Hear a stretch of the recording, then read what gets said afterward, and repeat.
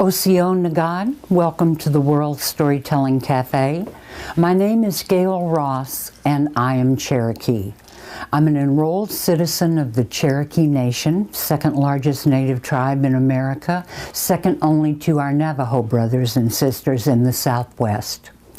Now, the Cherokee people were originally from the Smoky Mountains in America, North Carolina, Tennessee, Georgia, North Alabama. But many, many years ago, in the 1830s, when Andrew Jackson was president and my great-great-great-grandfather, John Ross, was principal chief, we were forcibly moved away from our beautiful mountain homeland to west of the Mississippi, what was then called Indian Territory, but is northeast Oklahoma today. The 14 northeasternmost counties in Oklahoma are the Cherokee Tribal Jurisdictional Area, and our capital is in Tahlequah.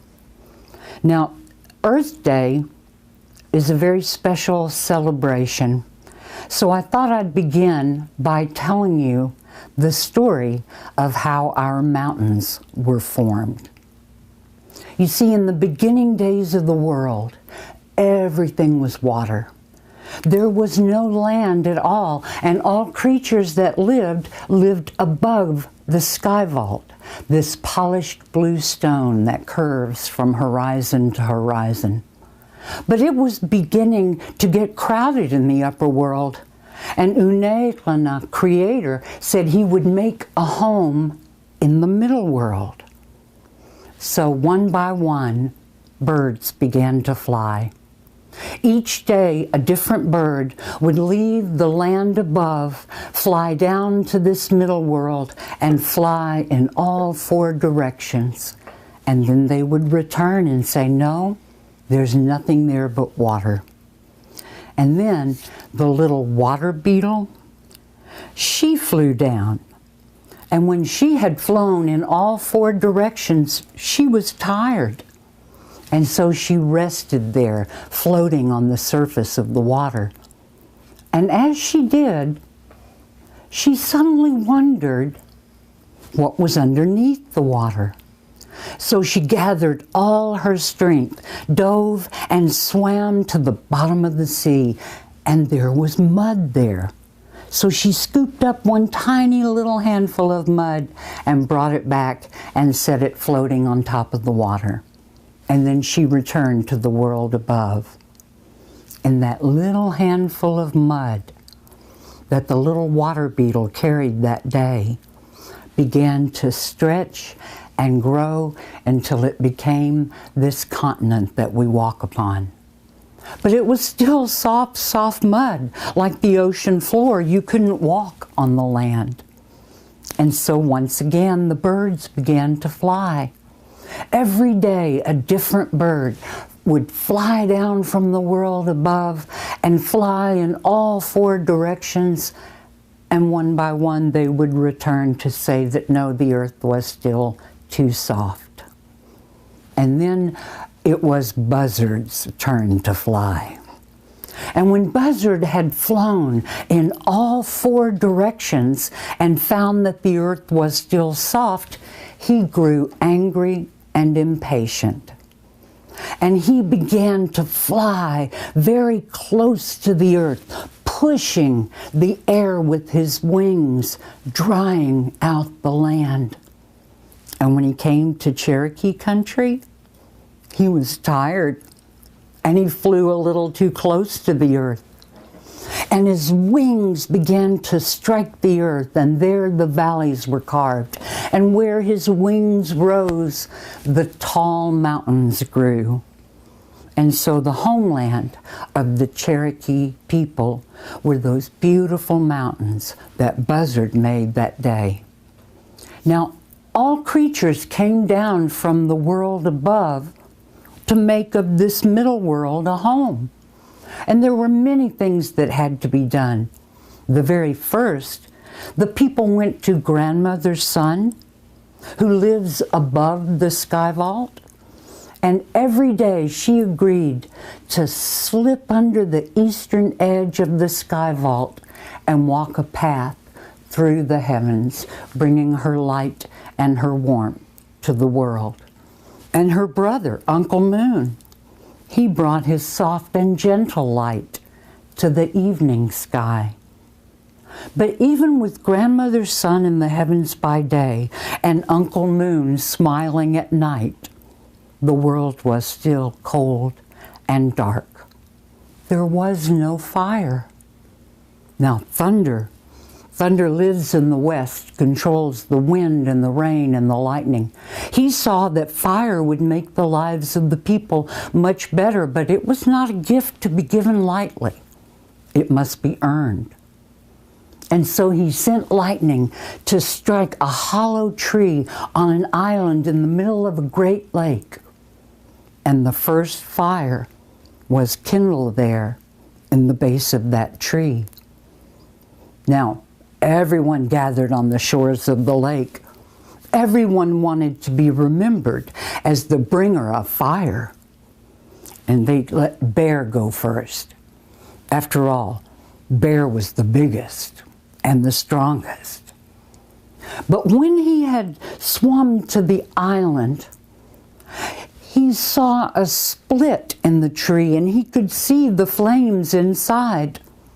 So he squeezed himself into that tree and he began to cough and choke. And before he could squeeze his way back out of that tree, he had burned black from the tip of his nose to the tip of his tail. And the bear in the Smoky Mountains is black to this day. And he returned without the fire. Next, the people said the wisest should go, and that was Grandmother Owl. She flew across to the island, and she landed on top of that tree and looked down.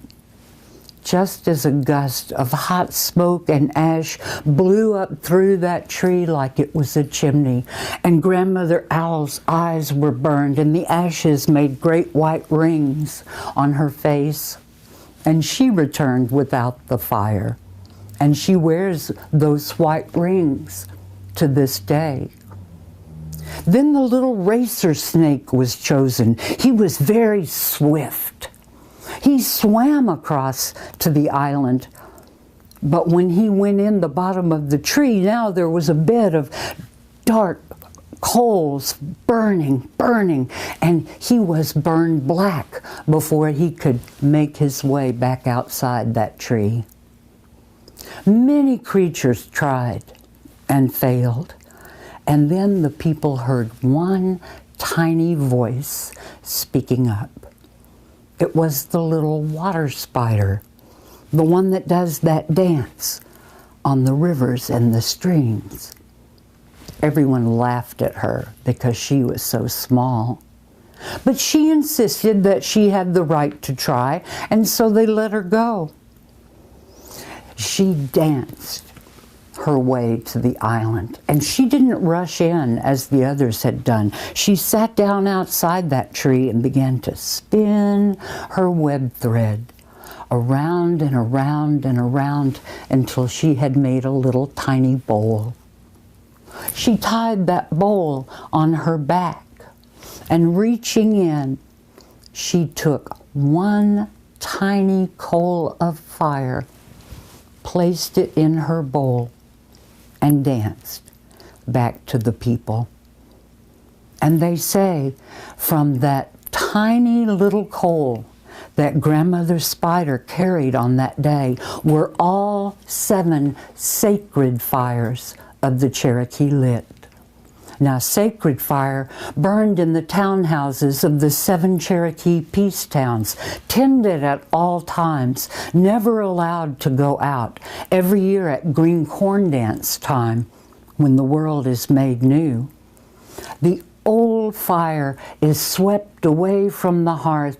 A new fire is laid, but it is lit very carefully with coals from the sacred fire the year before. So you see, in that way, that living fire has been handed down from one generation to the next.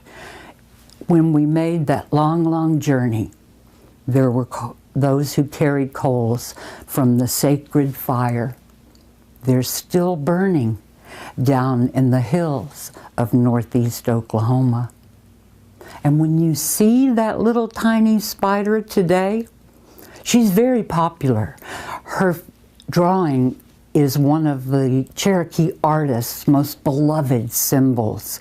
That little spider still has that white ring on her back. It's her badge of honor. And it's there so that we remember that the greatest gifts don't always come from the biggest or strongest or wisest or bravest or swiftest. Sometimes they come from the smallest and gentlest of our animal brothers and sisters. Wado. Now you see, Cherokee people, well, you probably know this already. All Indian people aren't alike. There are over 500 federally recognized tribes in America. And we're all very different from one to another. Our people, the Cherokee people, are what we call Southeast Woodlands culture. We're very different from, say, the Pueblo people in the Southwest or the Plains people, like the Lakota and the Cheyenne. But one thing we have in common is this understanding that we are guardians of our beautiful Mother Earth. And people need to listen to the teachings of Native peoples all around the world, because right now we need to heal our mother so that she can take care of us. Another thing that we have in common is storytelling. From tribe to tribe, we all have our stories that explain our relationship with all things, that show how everything is alive and all living things are related. And when I was first beginning to learn and tell Cherokee stories, this story I found written down in some of my grandmother's papers. I don't remember her ever telling it to me, and I wish she had. It would have made me feel better. It's about a bird with big feet. You can't see them, but I have big feet. And when I was a kid, I thought my big feet were really ugly. And I think maybe we all have something about the way we look that we think is not quite right. And for you young people, this is a traditional Cherokee story about how that feels. You see, long ago, the meadowlark, beautiful bird meadowlark, he wouldn't fly with the other birds. He wouldn't roost in the trees and sing with the other birds. Meadowlark spent his days hiding in the tall grass where no one could see him. And he sat there, sulking, feeling sorry for himself, saying things like, "These feet, they're meant to be eagle's feet because they're too big for me." And he was sitting there that day, just looking at his feet, feeling sorry for himself, when a grasshopper came along. Have you ever noticed how busy the little bug people are? They're always scurrying this way and that. You never see a little bug person just kicking back and chilling. And that's the way it was with that grasshopper. He came hopping along through the tall grass and boom, he bumped smack into Meadowlark. He picked himself up. He shook himself off. He said, "What are you doing here? You're not supposed to be here. You're a bird. Birds live in the trees. I'm a bug. Bugs live on the ground. I'm supposed to be here, but you're not supposed to be here. What are you doing?" Meadowlark said, "I'm afraid to come out where the others can see me. They will laugh At my feet. Grasshopper said, your feet, what's so funny about your feet? I never saw a foot do anything. Ooh, I see your point. Still, you don't fly with your feet, you fly with your wings. You don't sing with your feet, you sing with your voice. You're a bird. Act like one. And having delivered that little bit of advice, Grasshopper went about his day. And Meadowlark, he thought about the words that Grasshopper had spoken, and finally he thought, you know, maybe I'm being silly. Maybe nobody will even notice my feet. So he flew out of the tall grass to the top of a tree. He threw back his head and he started to sing.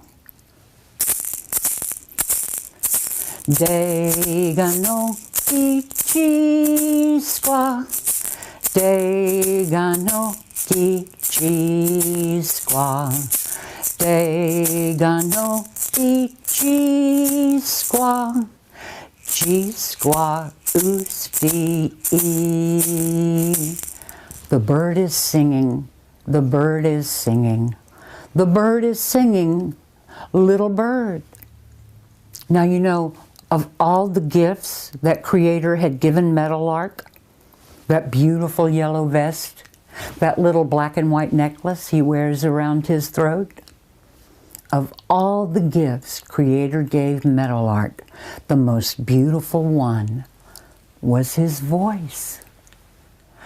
Everyone gathered at the foot of the tree, looking up at this wonderful singer. All the birds fell quiet, gathered in the treetops, listening to Meadowlark sing. So when he opened his eyes and saw everybody looking at him, I think you can probably guess what he thought they were looking at. His feet. He flew back down to the tall grass, and this time nothing anyone could say would make him come out. Now, as wise as Grasshopper is, he was wrong about one thing. There are birds that live on the ground, and one of them is the little bobwhite, the little quail. And there was a little mother quail that accidentally built her nest in a field of wheat that the human beings had planted. Every day she sat on her nest and she watched as the wheat grew taller, and she began to worry that the people would come to cut the wheat before her eggs had hatched. And sure enough, one day she heard two people at the edge of the wheat field talking about how everyone in the village would harvest that wheat the very next day. And Mother Quail knew that when the human beings, with their big feet, walked through that field, someone would step on her nest. They would crush her eggs. She would lose her babies. And so she began to cry and call for someone to help her. Gu-kway, gu-kway, gu-kway, nani-way, nani-way, nani-way, nani-way. This is little quail calling. This is little quail calling. And Grasshopper, going about the world on very important business, he heard Mother Quail crying. And he went to her, and when he found out what was wrong, he said, well, we'll just move your eggs. They're not safe in the wheat field. They'll be safe in the tall grass. We'll move them from the wheat field to the tall grass, because they'll be safe in the tall grass. They're not safe in the wheat field. We'll just move your eggs. but little grasshopper and little mother quail. They weren't strong enough to lift the eggs over the side of the nest. A ground nesting bird makes their nest deep and soft and safe. Mother quail was just fixing to start crying again when Grasshopper said, "Wait a minute, wait a minute, wait a minute. I know who can help." And he went and got Meadowlark and brought him to that nest. And those big, ugly feet were just big enough to pick up Mother Quail's eggs. So, two at a time, Meadowlark airlifted Mother Quail's eggs out of the wheat field to the tall grass, and she made a new nest there. And hiding the way he was, Meadowlark watched as Mother Quail tended those eggs so carefully. He watched when the day came that pop, pop, pop, pop, pop, pop, pop, all those eggs hatched.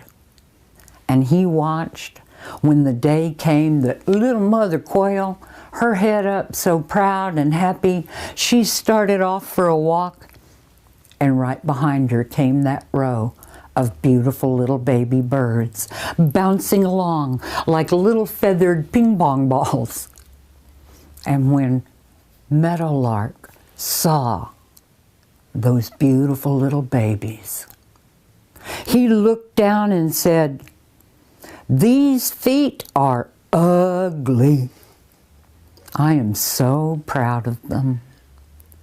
And Meadowlark, he flew from the tall grass to the top of the tree, and he sang, and if anything, his song was more beautiful than before, because Meadowlark had learned something very important.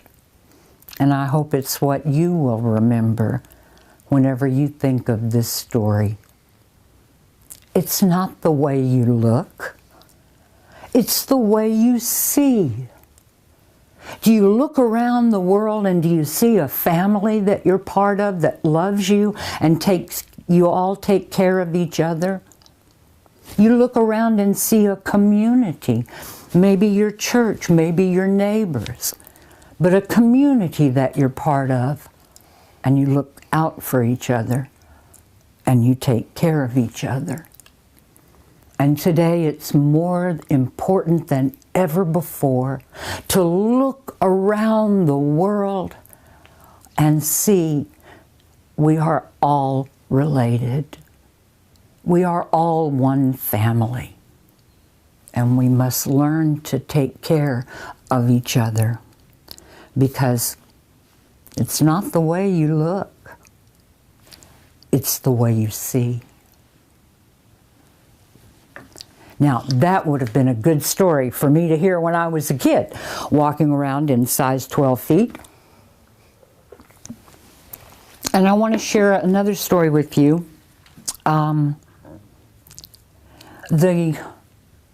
Probably the most important event that we are remembered for, the Cherokee, was that terrible forced removal from our mountain homelands.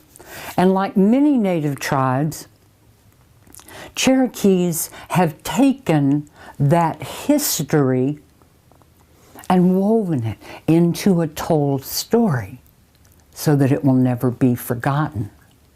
I learned this story from one of our Eastern Band Cherokee brothers, the small group of Cherokees who were not removed up in the mountain fastness of North Carolina.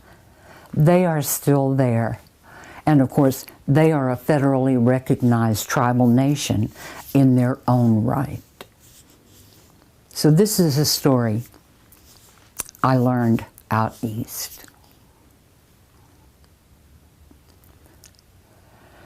In May of 1838, the storm that had been for so long gathering broke over the Cherokee Nation.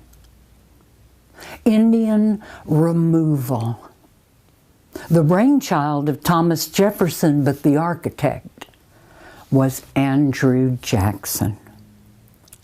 Jackson had made his military reputation that launched him into the presidency on the backs of Indian people, Cherokees, Choctaws, fighting with him, first in the war against the Red Stick Creeks, and then again in the War of 1812.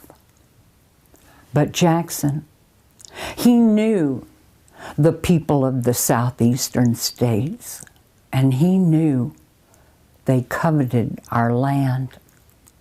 And so right after he was elected, he passed a law called the Indian Removal Bill, calling for all 5 of the southeastern tribes, the Cherokee, the Choctaw, the Chickasaw, the Seminole, the Creek, to sign treaties, give up their homelands, and move west beyond the Mississippi. And one by one, our neighbors, they gave Jackson a treaty. And one by one, they left. But the Cherokees refused. In the beginning days of the United States, George Washington and then Thomas Jefferson held out an olive branch to Native peoples, saying, "Live more like we do."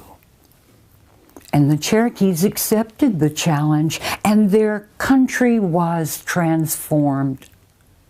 Instead of the traditional village agriculture, great farms and plantations, businesses.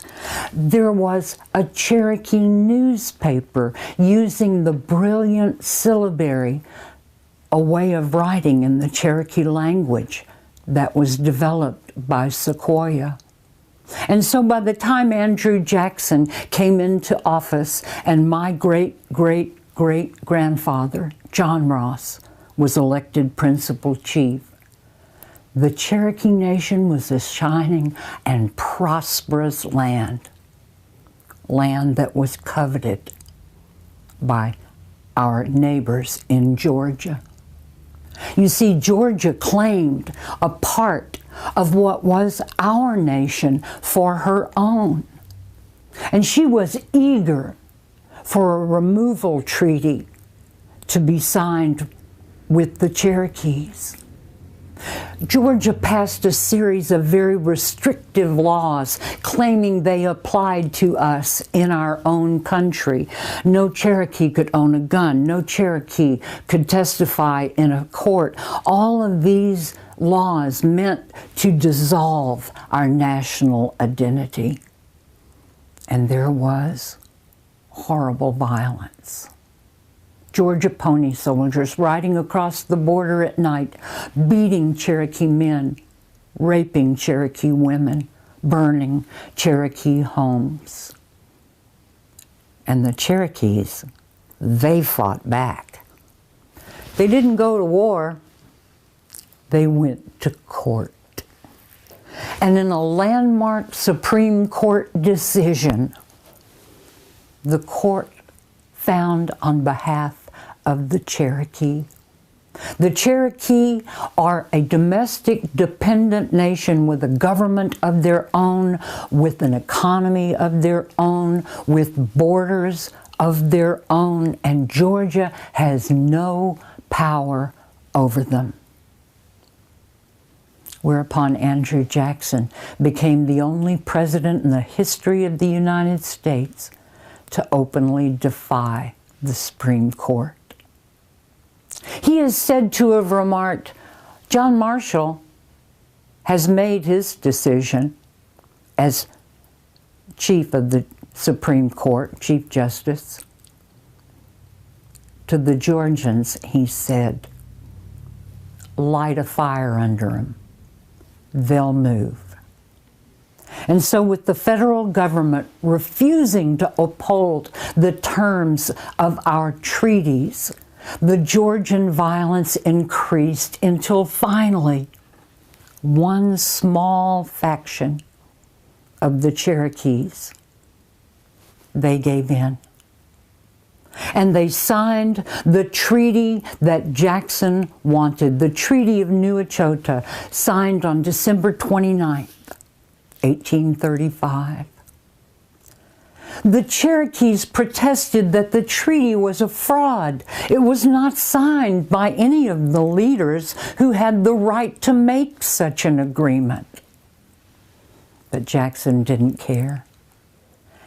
He took it to the Senate, and there it was ratified by one vote. And when the grace period in the treaty had expired, and the Cherokees had still refused to move, the United States Army, led by General Winfield Scott, moved into Cherokee country, rounding up the families, herding them from their homes. All they were allowed to take was what they could carry on their backs. And they were herded into 7 great wooden stockades like cattle, and with inadequate food, inadequate water, inadequate sanitation, the people began to fall sick.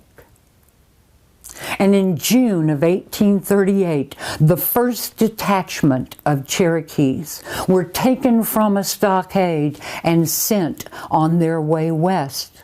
Now, they were originally supposed to go by the river route on flatboats, but it had been a spring and a summer of drought, and the rivers were dry. So they walked, following the rivers. In the sickly season, the hot season, and weak from the months in the stockade, they began to die. First the very old, and then the very young. And after days and days of this torment, the hearts of the women broke. They walked as though they could see nothing ahead of them. They walked through the day, some of them carrying the bodies of their little ones because they refused to believe that they were gone. And when the end of the day came, they sat and they stared into a future too bleak to face. And the men, seeing their women, they became frightened, and so they gathered together and they went out in the night to pray. Unetlana, pity us, help us. The strength of the Cherokee people is the strength of our women. If they cannot survive, we will not survive. And they say that Creator took pity on those men and spoke to them, saying, in the morning, tell your women to look back at the trail they have watered with their tears. I will send them a sign. And so the next morning the men told the women what Creator had said, and they felt better. And they went about preparing for the day's march, and as they set foot on the trail, they looked behind them. And there, springing from the ground, were all these beautiful green vines weaving themselves together, stems with 7 leaves, one for each of the 7 clans of the Cherokee. And at the end of each of those stems, a beautiful little white flower. White, the Cherokee color for peace. But in the center of each of those flowers was a little circle of gold. So the Cherokees would never forget. It was greed that had taken them from their land. But seeing those beautiful little flowers growing back along the trail they had followed, springing from the earth, sprouting the leaves, bursting into bloom, the women remembered. As long as there is beauty in the world, there is hope. And so they found the strength to finish their journey. And Chief John Ross, horrified at the death toll mounting, he finally gave in. He went to General Winfield Scott and said, "Let the Cherokee manage their own removal. We will not go herded like a defeated people. We will move like the tribal nation that we are." And Winfield Scott agreed. And so the removal was halted through that summer while all things were made ready for them to undertake that journey. And the trail began again in September. But the worst winter ever recorded struck the Cherokees on the trail. And again, people began to die. But when we reached our new home, the Cherokees, as they had done so many times before, they rose from the ashes like the great bird, the phoenix. And once again, they stood tall. They stood proud. But we tell that story to remember the history and remember the most important thing. As long as there is beauty in the world, there is hope.